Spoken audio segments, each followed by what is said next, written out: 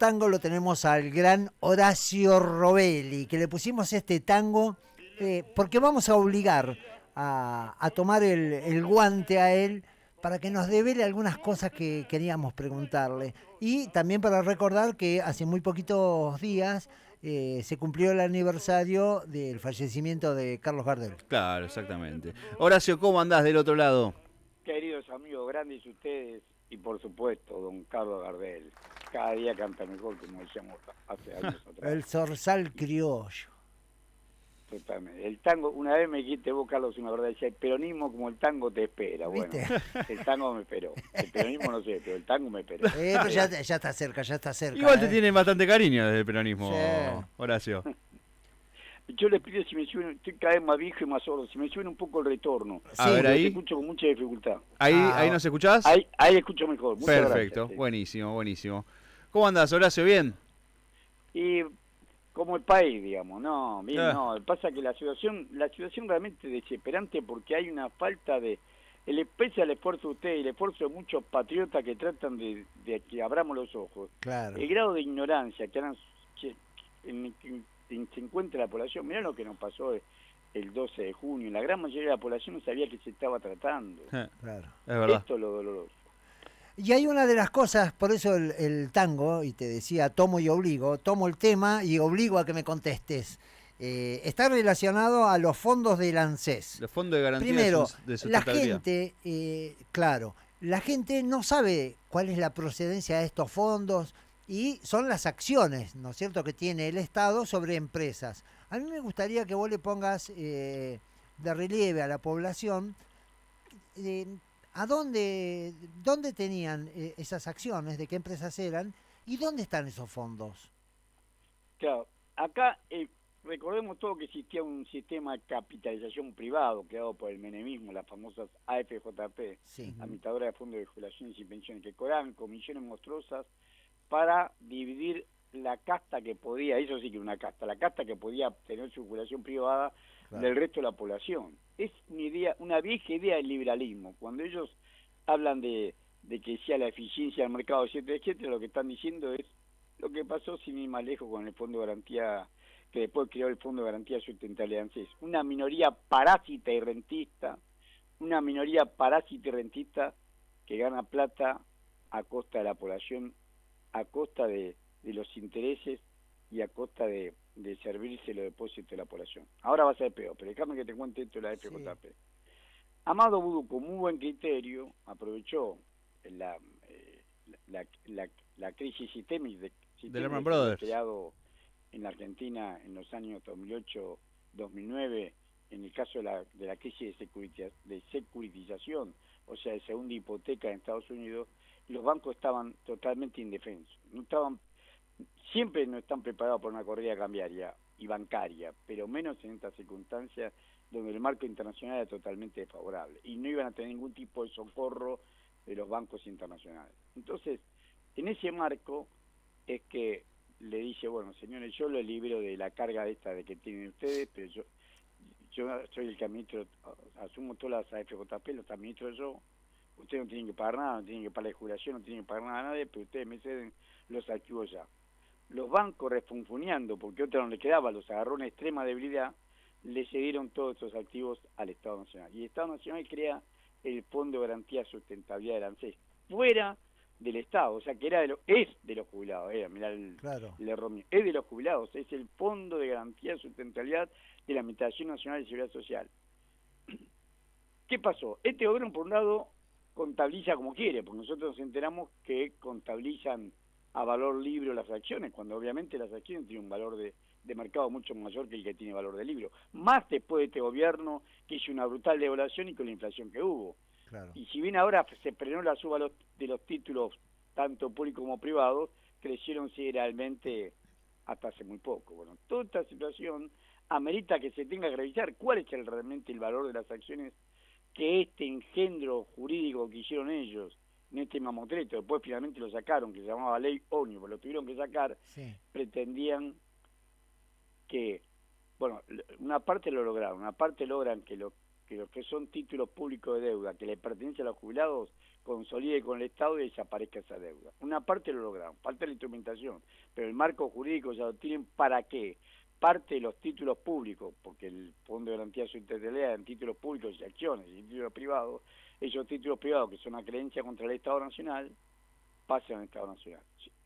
Aprobado por el Congreso de la Nación, ahí no podemos decir absolutamente nada. Claro. Entonces, se va a consolidar deuda, va a disminuir la deuda, sacándole la plata del Fondo de Garantía de Sustentabilidad. Pero la otra parte, los títulos de acciones, es que se lo quieren mal vender a los dueños. Tenemos, el Fondo de Garantía tiene acciones de Techín, acciones de Clarín, acciones de Molinero de la Plata, o sea, tienen muchísimas empresas, Claro. porque era una forma que tenían para financiarse, era con los AFP. Bueno, esto es lo que tenemos que discutir y esto es lo que se tiene que transparentar. El gobierno, encerrado en los graves problemas económicos que tienen, este tema lo ha relegado para tiempos mejores, pero tenemos que estar alerta y vigilantes de que en cualquier momento nos vuelvan a la carga y malvendan. Claro, ese paquete accionario que... A esta plata. Claro, esos paquetes accionarios que se tienen... Más alto, Carlos. Ahora sí te esos paquetes que se tienen accionarios que por ahí la gente no conoce, el 25%... Carlos, de verdad me cuesta mucho escucharte. A ver, si me podés levantar un poquito. ¿Me escuchás ahora, Horacio? Ahora te escucho de nuevo. Sí, el 25%, por ejemplo, es de acciones de Clarín, y no tenemos representación del Estado dentro del directorio, como sí lo tiene por ahí de repente, ¿cómo se llama? Elon Musk, Sí. el que tiene X. en los bancos. No, ¿cómo se llama? No importa. Bueno, el que compró acciones en el Banco Galicia, tiene mayor determinación. BlackRock tiene dos directores en el Grupo Galicia, porque tiene el 18,8% del paquete accionario del Grupo Galicia. BlackRock sí tiene participación. Claro. BlackRock tiene participación en el Grupo Galicia, no en el banco, sino en el grupo. Sí, es un espía declarado, sabe todos los movimientos bancarios del país, ¿no es cierto? Porque también tiene acciones en todos lados. Siempre compra las acciones para tener por lo menos un director. Claro. En Pampa Energía hace lo mismo, en donde está hace lo mismo. Siempre tiene algún director para que le diga al director si le puede negar la información interna, para que sepa la situación interna. Ese es el manejo de BlackRock. Claro. Exacto. Claro. Y bueno, lo que no sabemos, va a haber que estar muy cerca, es del tema de qué se van a hacer con estas acciones. Otro de los temas que quería preguntarte directamente es que yo lo que noto que hay, estamos medio descifrando algunas cosas con Valentín, la venimos charlando y estamos esperando el día de hoy para ponerla sobre la mesa con vos. Creemos que hay un capitalismo que hoy, al encontrarse prácticamente solo a nivel global, hay una fisura dentro del mismo capitalismo que se divide en dos. Es el capitalismo financiero y el capitalismo productivo. Evidentemente hoy funciona mucho más el capitalismo financiero, ya que las empresas no están encabezadas por figuras de mayor relieve que pueden ser los ingenieros en su momento. Hoy son los economistas. Bueno, mira, casualmente lo podemos relacionar con el tema anterior, con el tema del Fondo de Garantía de Sustentabilidad. Fíjate, lo que está diciendo vos es tan cierto que si yo te dijera a vos y a todos los que nos están escuchando, dijera a vos que este gobierno aumentó la deuda pública en 65.000 millones de dólares. Sí. 65.000 millones de dólares aumentó la deuda pública tomando diciembre contra mayo. No puedo tomar todo diciembre porque el gobierno asumió el 10 de diciembre. Sí. Pero comparando diciembre contra mayo, la deuda pública nuestra aumenta en 65.000 millones de dólares. 25.000 millones de dólares es el déficit fiscal, porque el déficit fiscal del gobierno anterior se fue Alberto Fernández y Sergio Massa, y según el gobierno según la Secretaría de Hacienda de la Nación actual, dejaron un déficit fiscal de 5,17% del PBI. Es en pesos, pero como está ajustable, como ellos lo titularizan, claro, en títulos ajustables en pesos, pero ajustables por inflación, es lo mismo que si fuera dólar. y él mismo, la Secretaría de Finanzas de la Nación, la otra secretaría lo contabiliza en dólares y son en cifra redonda 25.000 millones de dólares. O sea, vos tenés 25.000 millones de dólares que acredita la deuda por el déficit fiscal dejado por el gobierno anterior. Sí. Ahora viene la segunda parte que es lo que pregunta vos. Los bancos tenían un negocio. El banco Credicop, el 80%, 80, el 80% de los depósitos que capta el banco Credicop tienen bolitas circulares para eso. No se lo presta a nadie. Se lo daba al Estado, se lo daba al Estado a través del Banco Central en la famosa LELIC. Y ganaron fortuna, porque el gobierno anterior pagaba tasas positivas. Miguel Pese, todo esto tenía que estar denunciados, Claro. porque le pagaron fortunas a los bancos sin hacer nada. Por eso lo relacionamos con esta pregunta. Parasitariamente, si no se captan depósitos de público sin correr ningún riesgo, se dan vuelta solamente por tener la patente de corso de ser banco. Y estamos hablando sobre todo de los 10 grandes bancos privados. Claro. Estamos hablando de los 10 grandes bancos privados, del Santander, del Ibercaja, del Galicia, del Macro, del HSBC, del Citi, del Patagonia, del Superville. Bueno, los 10 grandes bancos privados, lo único que tienen que hacer era captar depósitos, se dan vuelta, y el Credicop, por supuesto, es el quinto banco privado por volumen de depósitos, sin correr ningún, y ganaron fortuna paritariamente con eso. Y ahora resulta que la solución que le dio este gobierno fue traspasarlo como deuda pública. Le dijeron, no, nosotros vamos a entrar a bajar la tasa de interés, ustedes no le presten al Banco Central. Van y compran títulos públicos. Le crearon títulos públicos escucha esto, por 33.000 millones de dólares. Claro. 25.000 te dije que lo que había sido el déficit. 33.000 millones de dólares. 33.000 millones de dólares, no 1 millón de dólares. 33.000 millones de dólares es el total del pasivo financiero que tenían el Banco Central con los bancos, que era la dádiva que le daba, Claro. por sin hacer nada, la renta que le daba, se lo trasladan al Estado. Y el Estado lo va a pagar porque están títulos públicos ajustables por inflación. Sí, se lo pasaron al Tesoro. Pasaron la deuda, un negocio de ellos, un negocio de los bancos, que no se hizo para nada, porque si vos querés que con esa plata se financió obra pública. Claro. No se compró un radillo, no se hizo nada. No se hizo nada. Lo único era para que no se pasara a dólar. Después se terminó pasando. Y vos le pasaste toda esa deuda al Estado, a vos, a mí y a todos los que nos están escuchando. Claro. O sea, ahí tenés la muestra parasitaria del sector financiero. Han ganado fortuna a los bancos y se lo pasan al Estado, y el Estado acepta gustosamente el mayor de los silencios. Son cómplices del gobierno anterior, Miguel Ángel Pese, que fue el presidente del Banco Central, y todo el directorio del Banco Central. Todo el directorio del Banco Central. Y por supuesto sus mandantes. Alberto Fernández, que lo puso ahí, bueno.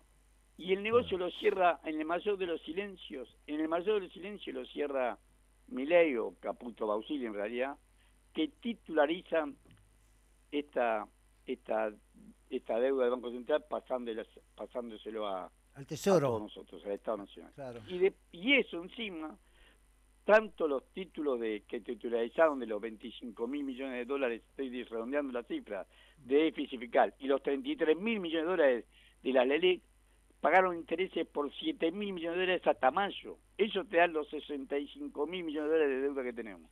Los 65.000 millones de deuda que tenemos son 25.000 millones de dólares del déficit fiscal dejado por la nefasta administración de Alberto Fernández y Sergio Massa. 23.000, tenés ahí 25.000 millones de dólares, 5,17% del PBI. Lo dice son datos de la Secretaría de Finanzas de la Nación, no estoy agregando nada. Claro. 25.000 millones de dólares del déficit fiscal que dejó la administración de Alberto Fernández, más los 33.000 millones de dólares de las LELIC que se transforman en títulos públicos, lo titularizan, dice, no sé si es una palabra castellana, la Secretaría de Finanzas dice la titularización de la LELIC, 33.000 millones de dólares, y los intereses se pagaron solamente hasta mayo. Estos dos engendros son 7.000 millones de dólares. Ahora vos fíjate, el gobierno hizo un brutal ajuste, bajó las jubilaciones, le paró las transferencias a las provincias, le paró toda la obra pública, no llega, todo el ajuste no llega a ser la mitad de los intereses que le pagaron, los intereses, los 7.000 millones de dólares que ya le tienen devengados, no lo pagaron en efectivo, pero forma parte de la deuda. O sea, van a hacer títulos, no van a pagar porque se titulariza, que no sé si es una palabra castellana, la uso la Secretaría de Finanzas. Claro. Se titulariza esa deuda. Y en dólares. Y acá viene la disputa entre Caputo y Sturzenegger. ¿Por qué? Porque Caputo cerró con ellos diciéndole, miren, ustedes traigan dólares, se pasan a títulos públicos, acá va a estar engendro, por supuesto sabían cómo que iban a hacer esta jugada, van a tener esto para comprar títulos públicos, le vamos a ajustar por inflación, van a ganar fortuna. Recordemos que la inflación en diciembre fue 25,5%, en enero 20%, en febrero 13,2%. Todo esto se lo cobran porque el BONSER, por ejemplo, el coeficiente de estabilización de referencia, se basa en el índice de precio al consumidor con 45 días atrás, o sea que vos lo compraste en febrero y agarraste la inflación de diciembre. Bueno, toda esta barbaridad que hemos vivido ahora está en riesgo. ¿Por qué? Porque él le dice, no se preocupen que el dólar va a crecer menos, es una especie de tablita cambiaria de Martínez Dios, vamos a poner que el dólar crezca 2 o 3% mensual y ustedes que con lo que ganan interés van a ganar fortuna como en ningún lugar del mundo. Pero eso sí, te van a tener que comprar los dólares. ¿Qué le pasó a este muchacho? Que se le demoró la aprobación del RIGI. Entonces los dólares del RIGI, que con que ellos cerraban el circuito, ¿dónde vas a tener los dólares para pagarme? Va a haber un régimen especial, un régimen de incentivo a las grandes inversiones, y van a traer dólares porque para ellos es negocio y van a convertir estos papeles en petróleo, en gas, en oro, en litio. Claro. Ustedes, no se le demoró el RIGI, todavía no entró un solo dólar por el RIGI. Y encima el Fondo Monetario Internacional está diciendo, mirá, vos me pedís plata a mí y el campo tiene 40 millones de toneladas, el campo como le gusta llamarse a los grandes acopiadores y comercializadores de granos, el campo tiene 40 millones de toneladas de granos sin vender porque dice que ese dólar está atrasado. Devalúen, unifiquen tipo de cambio, devalúen y el campo le va a liquidar y me tienen que pedir un solo dólar a mí. Pero ¿qué pasa? Que si devalúa, a Caputo no cobra la comisión, y me hago cargo de lo que digo, no cobra la comisión porque no lo trae de patriota, lo trae para que cobrara una comisión él y todos los grupos que él representa, no cobra la comisión porque en vez de ganar fortuna como pensaban ganar, van a ganar menos porque el dólar le va a salir más caro, la salida le va a salir más caro porque el dólar se va a devaluar, entonces van a tener que dar más peso que ganaron por cada dólar. Claro. Esta es la discusión. Y Sturzenegger, fiel servidor del Fondo Monetario Internacional, se ofrece a cumplir a rajatabla el plan del Fondo Monetario Internacional, que lo que pretende devaluar cada uno para salvar su posición. No sé si fui claro con lo que conté. Clarísimo. De hecho, yo te iba a preguntar qué es lo que pensabas. Un poco más fuerte. La verdad, muchachos, yo estoy muy sordo, pero anda mal el retorno, lo siento muy bajo los dos. ¿Ahí me escuchás? Ahí sí. Bueno, no, te iba a decir justamente que justo te iba a preguntar por qué es lo que opinabas de la última aparición del Fondo Monetario Internacional respecto a Argentina, pero creo que quedó clarísimo con lo que dijiste recién. Así que aprovecho y te hago otra pregunta. Quiero volver un cachito para atrás. Hablábamos de Amado Vudú y hablábamos de lo que fue la recuperación de las pensiones, justamente, ¿no? De las jubilaciones para la República Argentina. Pero Amado Vudú también hizo o impulsó en realidad otra medida que fue la reforma del Estatuto del Banco Central. ¿Qué importancia tiene esto? Porque el Fondo Monetario generalmente pide también en las reformas estructurales que se haga un achique del Banco Central.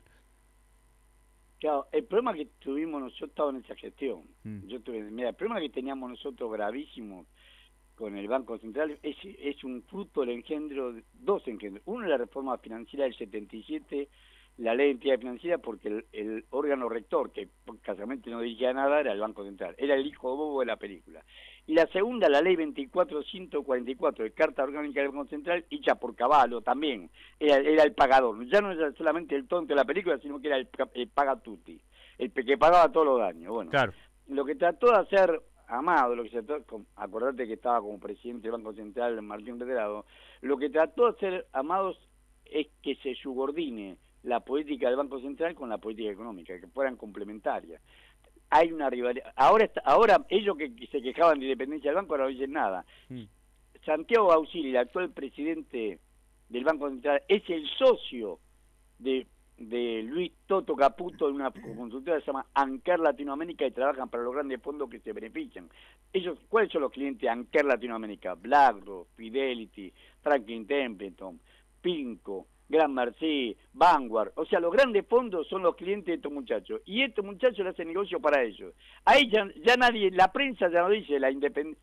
Sin embargo, siempre su primo. Recordá que Helvar se tenía que pelear con Gómez Morales en el Banco Central. Claro. Greenpool se tenía que pelear con García Vázquez. Siempre el Banco Central fue un modelo conservador, reaccionario y a favor de los bancos. Lo único que trató de hacer Amado Vudú es que el Banco Central, la política monetaria y cambiaria, sea dirigida por el Ministerio de Economía. Lo único y lo más importante, trató que mientras estuvo, de hecho lo pudieron echar a Redrado, se fue Redrado, y Mercedes Marco del Pon lo que hizo fue subordinarse a la política del gobierno. Pero no había una legislación, porque vos tenías que cambiar los leyes, tenías que hacerlo pasar por el Congreso, y hubiera sido para que Clarín dijera el totalitarismo de este gobierno. Entonces lo tuvimos que hacer solamente por resoluciones internas del mismo Banco Central, o por resolución de economía, o conjunta a los dos. La operatoria para que el Banco Central, la política cambiaria y monetaria, que es responsabilidad del Banco Central, se subordine a la política integral, a la política fiscal, a la política comercial, a la política de ingresos que hacía el gobierno, era internamente con soluciones o conjuntas o de uno u otro, pero que eran acorde con los dos. Eso se pudo hacer porque el Chavo Redrado, que era el agente de los grandes grupos económicos en el Banco Central, el Chavo Redrado, se pudieron disciplinar con el Banco Central con el Ministerio de Economía. Para pasar en limpio, entonces, la reforma un esa... poquito más fuerte, ahí, hoy estoy muy sordo, pero... Ahí estamos, ahí.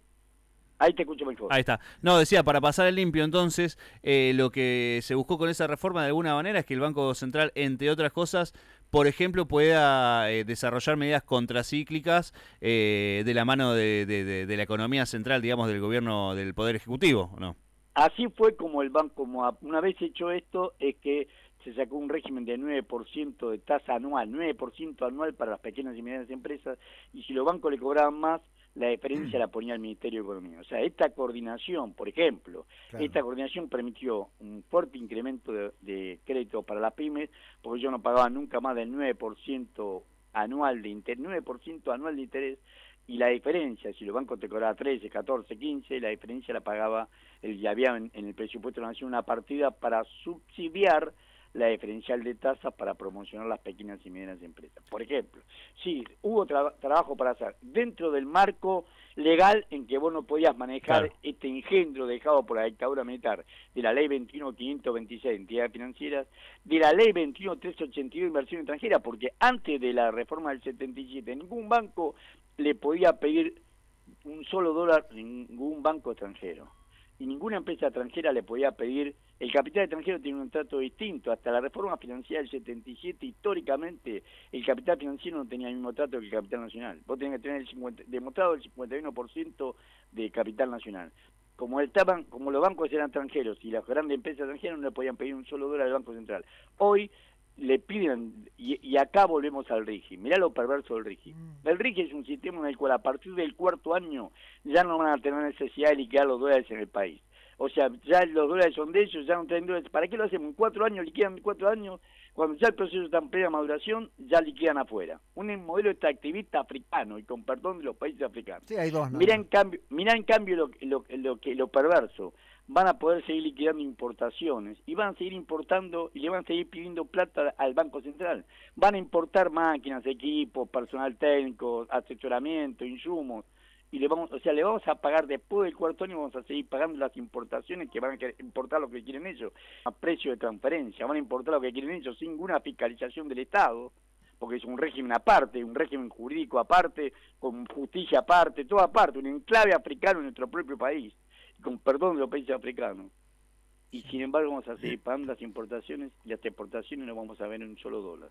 A esto nos llevan, a un nuevo ciclo de endeudamiento después del RIGI. Hay un tema ahí, Horacio, que no es menor para mí porque es la desembocadura de todo esto, que es el canal de Magdalena. Vos sabés que si tuviésemos el canal de Magdalena, nosotros evitaríamos el pago de fletes y reparaciones más o menos en unos 7.500 millones de dólares anuales, ¿no es cierto? Pero Milei habilita, como presidente de la Nación, que se profundicen los calados de los puertos uruguayos, que puede ser vetado por la Argentina, ¿no es cierto? Esto nos permite de que todas las extracciones estas pasen directamente a suelo uruguayo y de ahí hagan el recorrido ultramar, a sabiendas de que, bueno, en uno de los temas que hay que poner de relieve, que ellos no tienen escáner, por ejemplo, para poder detectar dentro de lo que son las exportaciones cuestiones como la droga y otro tipo de elementos que pueden sacarse dentro de lo que son las extracciones exportables, ¿no es cierto? Este es un beneficio que no nos correspondería si no tenemos el canal de Magdalena. Totalmente de acuerdo. Mira, pero esto también demuestra la complicidad del gobierno anterior y este gobierno. El que sacó el decreto 949 fue Sergio Massa. Recordemos que estaba Meoni, que después se mató en un accidente, era el secretario de Transporte, estaba a cargo de esto, y sacaron el decreto 949 lo publicaron justo el día que se había muerto Maradona, que a todos los que amamos el fútbol fue un día de duelo. Bueno, Sí. aprovecharon esto para sacar entre gallo y medianoche y después sacaron resoluciones, por ejemplo la resolución 180 del 22 de la Administración General de Puerto. Todo esto para beneficiar al puerto de Montevideo. La Argentina está partiendo de lo que está contando vos. Nosotros, para poder sacar un producto de la Patagonia, de Mar de Plata, Sí, la sí. Patagonia, tenemos que pasar por el puerto de Montevideo. Y al revés, si viene un producto por Rosario, tiene que pasar por el puerto de Montevideo. Ahí en Canal Indio agarran doblan el codillo y van directamente o al puerto de Montevideo o a Nueva Palmira. Entonces, vos te encontrás, ¿y por qué lo hacen? Porque ahí también está privatizado. Son empresas extranjeras, también belga, la que está a cargo tiene, es más, la calle Pou le extendió la concesión a esa empresa 30 belga. años más, 50 años más. Bueno, 50 años. Bueno, toda esta barbaridad que estamos viendo, y todo esto contra natura, porque agarran el canal de Punta Indio y va directamente agarran el codillo canal Punta Indio y en vez de seguir ruta por el canal Magdalena, doblan. Bueno, nunca se hizo la licitación del canal Magdalena. Está en el presupuesto nacional como letra muerta. Lo pusieron para quedar bien, pero nunca tuvieron la intención de hacerlo. Por eso que el gobernador Kicillof, con buen tino, insiste en que se tiene que licitar y hacer el canal Magdalena para unir la Argentina, que no tengamos que depender no es de Montevideo, de una empresa belga que es la que tiene el puerto de Montevideo. Claro. Bueno, y es peor, y lo que está contando vos también, sí he visto esta denuncia de la droga, que aumentó mucho la venta de droga por el puerto Rosario. ¿Por qué por el puerto Rosario? Porque sacan por Puerto Rosario y después no se termina de fiscalizar nunca en el país porque sale por Montevideo, que es una empresa privada. Claro. No es Montevideo, el querido país hermano de Uruguay, no es la patria de Artigas, es la venta, la enajenación de ese puerto a estos capitales extranjeros. Y es que lo decís también, o sea, como está todo oscuro, todo negro, los tipos aprovechan para vender droga por este camino. Sí, tal cual. Es lo que llega a Europa y está denunciado en Europa, pero me interesa mucho el decreto 949 y la resolución 180, que si la tenés a mano, ¿qué es lo que habilitan a qué? Habilitan que salga todo por el puerto Montevideo, y con lo cual, de hecho, ellos ignoran que se pueda hacer el llamado a la licitación del canal Magdalena. O sea, lo que hacen las dos es tanto el decreto 949 como la resolución 180. Después de la resolución 180, sí. 180 del 22 de la Administración de la Administración General de Puertos Social del Estado, habilitan a que tanto el dragado y el mantenimiento, etcétera, se siga haciendo por empresas privadas, antes de que de Menem hacia el Estado. Claro. Y nunca hubo problema. El dragado del agua y el mantenimiento lo hacía el Estado. Bueno, lo siguen haciendo el sector privado, nos cobren por eso, la empresa Jacques Denul, que hacen junto con otra empresa, conforman lo que ellos llaman hidrovía, que ni siquiera es una palabra castellana, otra palabra que inventada por ellos, sí. y que hace el dragado y el redragado ellos dicen del correspondiente control hidrológico de la vía navegable. O sea, hacen todo este mecanismo por este decreto, por esta resolución, para que siga saliendo todo por el puerto de Montevideo y no que se piense en el canal de Magdalena y en Santa del Canal Indio para que puedan entrar al buque de gran calado. Claro. Salir buque de gran calado y no tienen que pasar por Montevideo. Y en esto tiene algo que ver dentro de toda esta configuración, ¿no?, que estamos haciendo de malos actos, ¿no? Vicentín y el puerto de San Nicolás. Bueno, en el caso de Vicentín, más que el puerto de San Nicolás, te acordás que los nietos de Vicentín, los Nardelli, sí, tenían la administración del puerto Rosario. Claro. O sea, la salida de la droga era porque tenían la administración del puerto de Rosario. Le habían dado, era todo privado. Menem lo hizo. O sea, vos tenías... Entonces, y lo de San Nicolás, bueno, San Nicolás por ahí saca Techín, no sé nada raro, me estoy enterando por vos, pero no sé nada raro que pase lo mismo. O sea, acá lo que estamos viendo, Techín, acordás que tiene empresas cáscaras en Montevideo. Sí. Empresas cáscaras, saca productos, exporta productos, importa cosas que ni sabemos lo que hace. Sí, Claro. San Nicolás ahí tiene influencia no sé nada raro que había que poner la lupa ahí. No lo tengo registrado, pero no sé nada raro que te pasa. Ahora, con Rosario pasaba.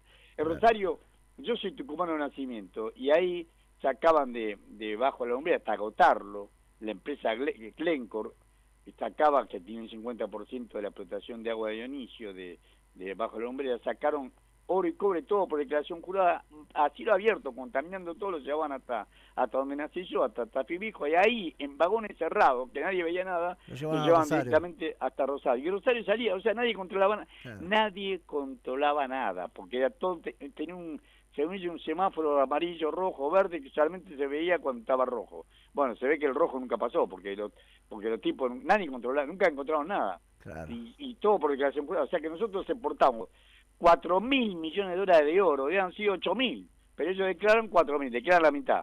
Estoy diciendo un supuesto, no tengo los datos, pero es claro que si es por declaración jurada y nadie controla, y declaran 4.000 millones de dólares, debe ser muchísimo más.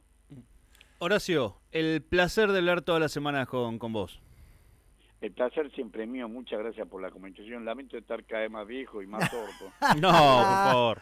Son los gajes de seguir viviendo como podemos. No, que además toda la semana tuvimos algún inconveniente con el audio, están andando un poquito flojos los micrófonos aquí, por un tema de los cables, pero bueno, ya lo estamos solucionando, ya le encontramos la vuelta, y aparte tenemos un operador excelente que se encarga de solucionar estos temas rápidamente, así que no te hagas problema, que esta corre por la nuestra. Muchísimas gracias, me da una satisfacción personal, digo, ya acá estoy peor. No, quédate tranquilo. Te mandamos un gran abrazo y volvemos a hablar el martes que viene, Horacio. El martes que viene, muchísimas gracias. Un abrazo. Pasó Horacio Robelli por Región Capital por la 91.3. Ahora enseguida volvemos, que nos queda hablar de